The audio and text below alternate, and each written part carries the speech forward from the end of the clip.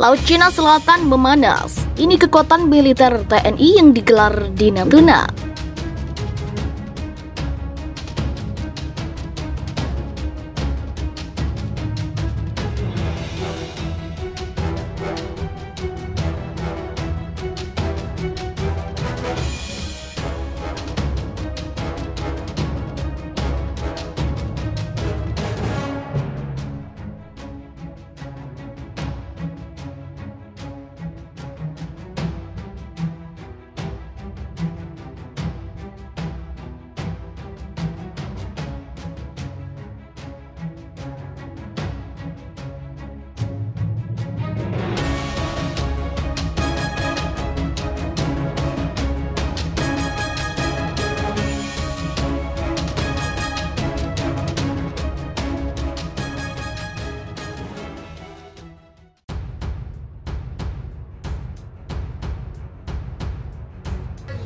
Laut Cina Selatan memanas. Ini kekuatan militer TNI yang digelar di Natuna. Militer Indonesia terus membangun kekuatannya di Natuna.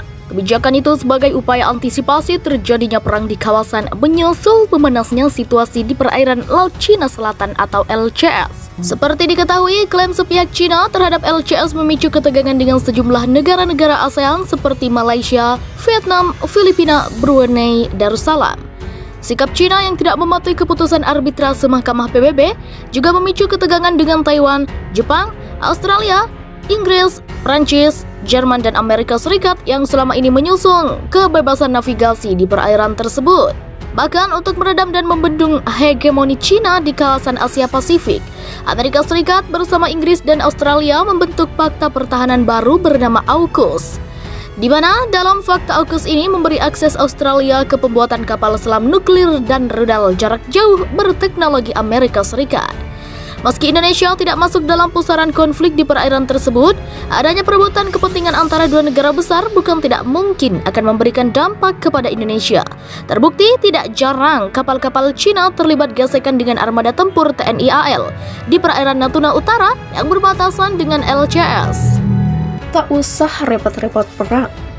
Indonesia bisa bikin Malaysia jatuh miskin hanya dengan tempatkan militernya di Natuna. Pembangunan postur ideal militer Indonesia terus digenjot oleh pemerintah. TNI sebagai garda terdepan penjaga marwah bangsa mesti dikuatkan demi sebuah kedaulatan. Sekarang postur kekuatan pertahanan itu sudah mulai nampak. Hanya satu tujuannya, demi jayanya Indonesia.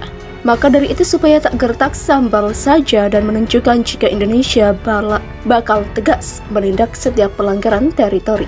Pemerintah sudah mengambil langkah-langkah strategis. Salah satunya mempersenjatai Pulau Natuna melalui Minimum Essential Force atau MEF alias kekuatan pokok minimum yang terbagi 3 tahap.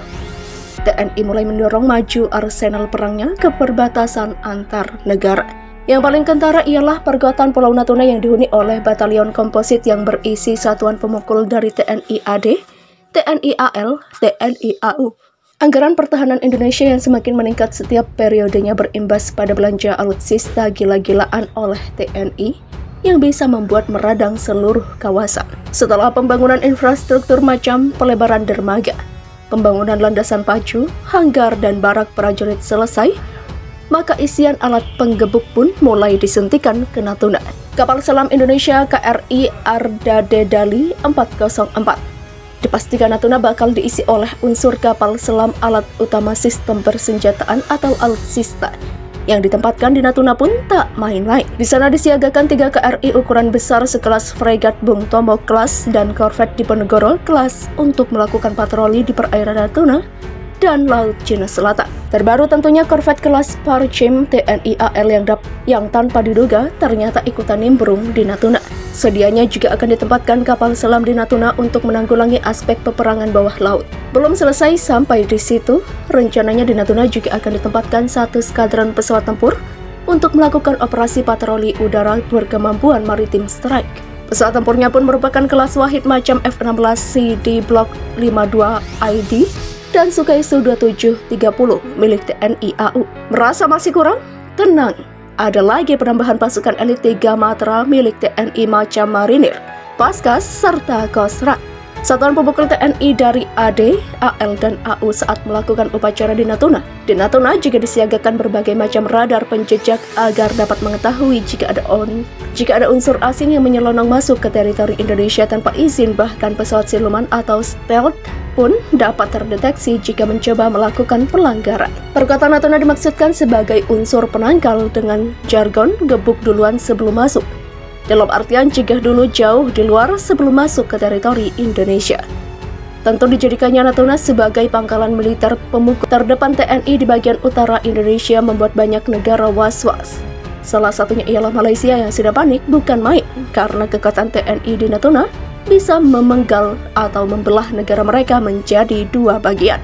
Posisi Natuna berada di tengah antara semenanjung Malaysia serta Sabah dan Sarawak. Maka mau tak mau jika ada pesawat atau kapal laut baik akan dan ke semenanjung Sabah dan Sarawak, maka harus mendapat clearance dari pihak Indonesia. Jika Indonesia mau jahat, bisa saja jalur antara semenanjung Sarawak diblokade untuk mengurung salah satu wilayah negara Malaysia itu. Hasilnya, semua komoditas Malaysia akan mahal dan berimbas pada daya beli masyarakatnya. Tinggal tunggu waktu saja negara itu bangkrut. Jika nekat terobos tanpa izin, maka siap-siap saja terima akibatnya. Perkuatan di Natuna masih terus berlanjut dan di sana nantinya akan ditempatkan peralatan tempur kelas 1 nan canggih milik TNI untuk menghadapi segala bentuk ancaman yang mengganggu kedaulatan Indonesia. Kalah kelas, Malaysia akui militernya lebih lemah dibandingkan dengan Indonesia. Tahun 2002 sampai 2010, militer Malaysia diakui lebih modern dari Indonesia. Karena pada tahun tersebut Malaysia membeli deretan jet tempur dan kapal perang kelas Wahid, sementara Indonesia masih tahap rencana yang hendak dieksekusi. Siapa yang tak iri dengan militer Malaysia saat itu? Mereka dibelikan pemerintahnya jet tempur Su-30, F-18, serta MiG-29. Indonesia melongo melihatnya. Namun setelah 2010 ke atas keadaan mulai berbalik. Program Minimum Essential Force atau MEF Indonesia mulai berjalan efektif dengan program-program pembelian alutsista secara masif.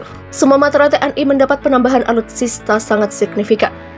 Contohnya, pengadaan kapal selam baru, MBT Leopard 2, jet tempur T-50 Eagle dan Eagle, serta penambahan jet tempur F-16 Block 52 ID. Saat ini Indonesia sedang menginjak tahap MEF 3 di mana pembelian duo fregat frame dan arrowhead buat netizen Malaysia jantungan. Sebaliknya, setelah 2010, Malaysia mengalami kemunduran militer.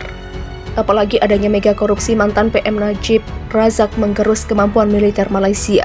Program permajaan alutsista Malaysia terpaksa tangguhkan.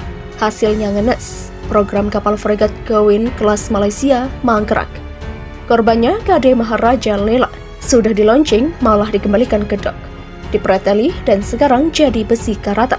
Kemudian Laiku kelas dilolosi rudal anti kapalnya karena expired.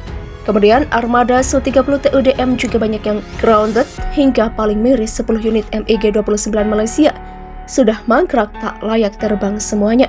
Penyebabnya cuma satu tadi, mega korupsi mantan PM Najib Razak di atas. Karena kekurangan anggaran pertahanan inilah Malaysia mengadakan program Capability 55 atau CAP 55, di mana semua jenis alutsista disederhanakan.